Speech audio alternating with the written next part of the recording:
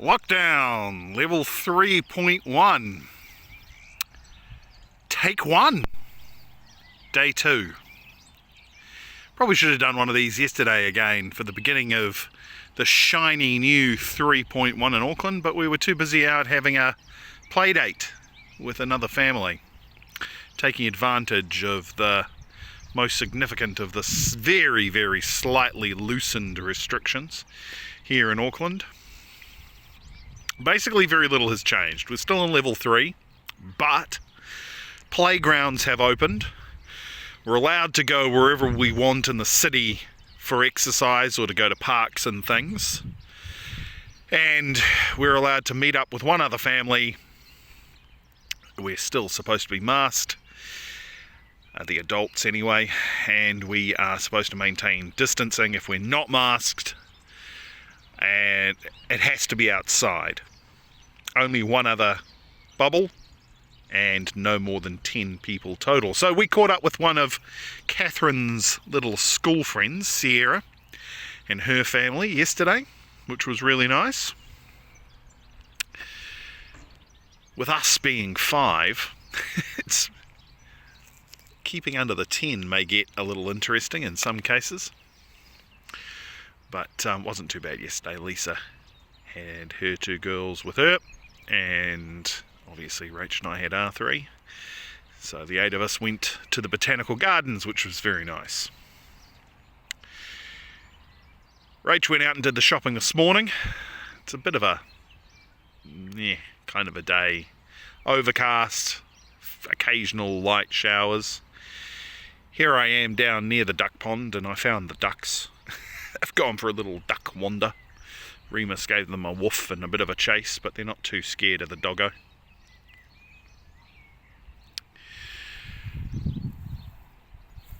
Theoretically, we're going to be back at school in a week, or a little over a week, but I've got to be honest, I'm not sure how optimistic I am about that, even if there is going to be a vaccine mandate for all teachers, which seems like it's going to be the word on Monday.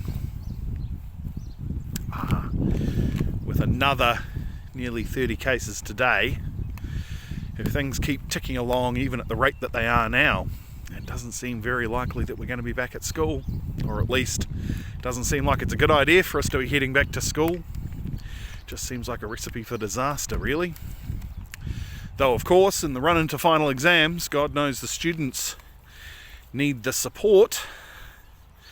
I mean, as I keep pointing out, our girls, with every privilege in the world, possibly need it less than others, but even our girls certainly could do with the time back in the classroom. If we can't run school exams, and then the NCEA exams don't run, what are we going to base their grades on? Their internal assessment results, I guess?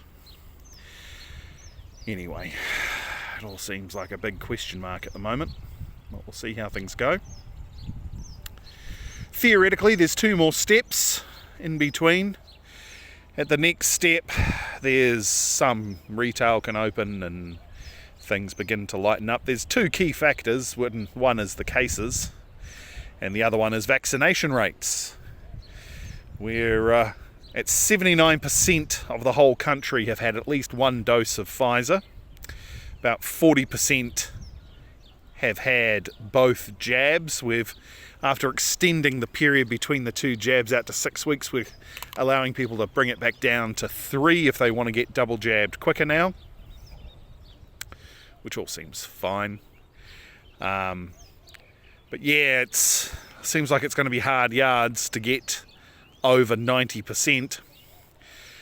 And with angry right-wing young men, the Māori and Pacifica groups being the 3 most significant problems, well, there's great work being done with Māori, with really good community organisations doing their best to reach out into those communities and try to reassure them and pull those vaccination rates up.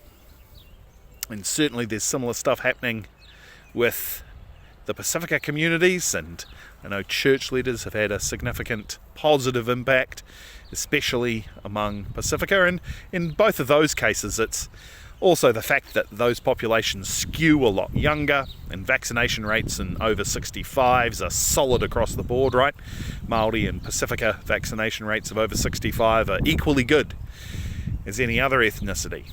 But they've got a lot of younger people. They have a generally younger population, and that's the sticking point at the moment. So maybe that'll come right over the next month or so. We'll see. There's not much time now. People get a jab and then a second jab and then 2 weeks to be fully protected for the full immunological effect to kick in. And we need everybody sorted by Christmas, don't we? I just hope that these trials with the under 12s, the 5 and ups, I hope that bears fruit sooner rather than later. But certainly there has been a lot of work go into this. And look, if there is anybody out there who listens to these and still has any doubts about the vaccine, look, I've got friends of every colour and every variety. I've got nurses and doctors.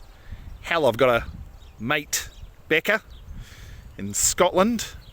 And she has a doctorate in virology and literally works in bloody virology.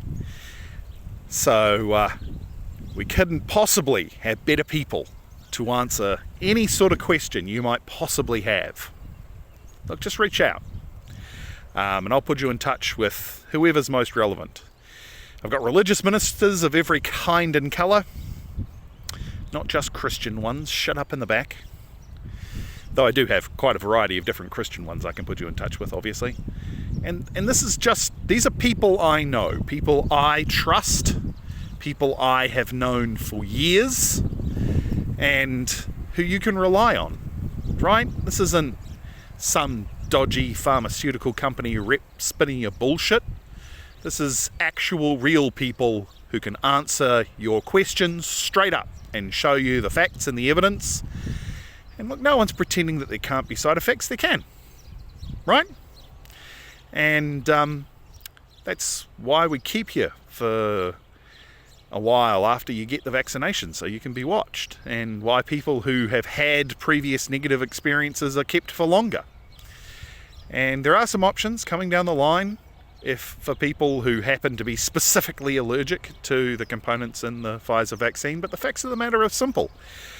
The RNA in the Pfizer breaks down in hours. All that's in there with it, into harmless proteins, all that's in there with it is some sugars and some fats. Nothing nasty or harmful or toxic. So there aren't really any good reasons not to be getting vaccinated. And if you still have doubts about that, you don't take my word for it. Let me pass you on to one of the experts who can hopefully put your mind at ease. Anyway, that's me. Talk later.